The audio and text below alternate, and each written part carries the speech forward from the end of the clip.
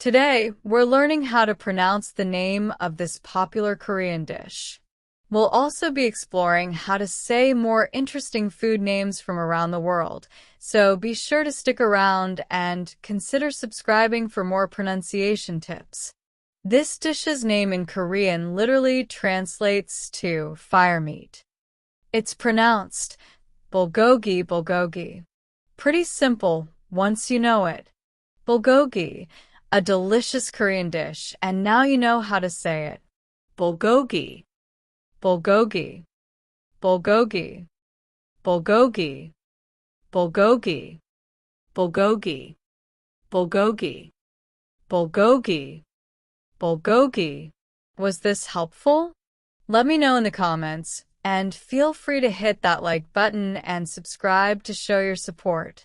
We've got more videos coming on how to pronounce tricky and unique food names from all over the globe. See you there, and thanks for watching.